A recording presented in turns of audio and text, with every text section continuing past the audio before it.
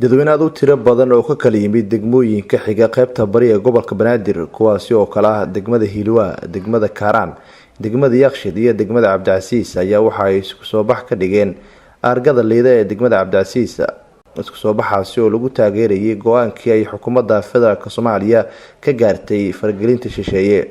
duqa magaalada Muqdisho mudane Cabdiraxmaan Cumar Cismaan injineeriso ayaa dadweynaha isku soo bax sameeyay kala qayb galay isagoo uga mahadceliyay shucuurtooda wadanimo oo ay maanta muujiyeen.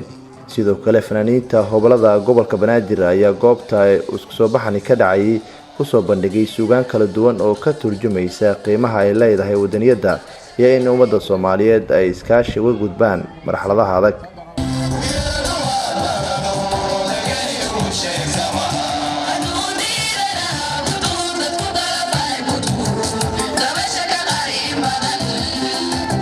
gudoomiyaha degmada Cabdicasiis ee gobolka Banaadir mudane Sharmaake Ladane ayaa ka warbixiyay isku soo baxani maanta ka dhacay argada liido.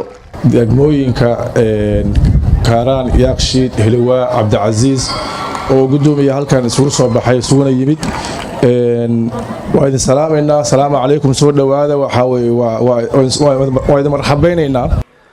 gudoomiyaha gobolka Banaadir ahna duqa magaalada Muqdisho mudane Cabdiraxmaan Cumar Cismaan injineeriso oo meel fagaara kula hadlayay dadweynaha isku soo bax sameeyay ayaa tilmaamay in ummadda Soomaaliyeed ay haatan lacagta saartay wadadii horumarka iyo midnimada isla markaana ay si dib u soo jeesan doonin.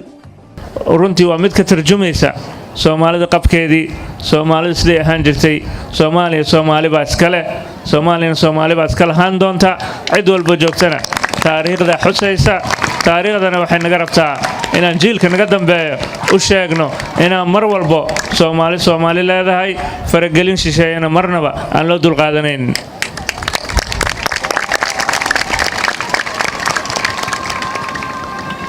dalku wuxuu soo maray taariikh fara badan.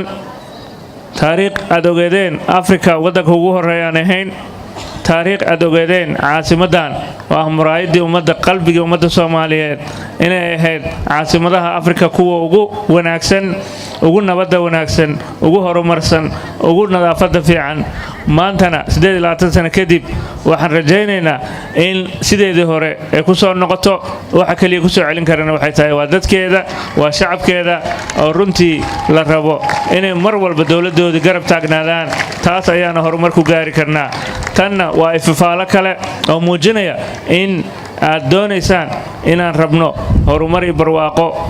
duqa magaalada Muqdisho mudane injineeriso ayaa isku soo baxani kadib waxa uu farxadda maalintii Jimcaha la qaatay kumanaanka qof ee u soo dabaal iyo dalxiis tagay xeebta weyn ee Liido ee magaalada Muqdisho. waxa uu gudoomiyaha socod dheer ku marayay xeebta Liido isagoo dadweynaha halkaas ku sugnaa ku dhiirigelinayay nabadda iyo horumarka ka jira caasimadda, isla markaana ay la shaqeeyaan hay'adaha amniga si kor loo qaado nabadgelyada caasimadda ka jirta.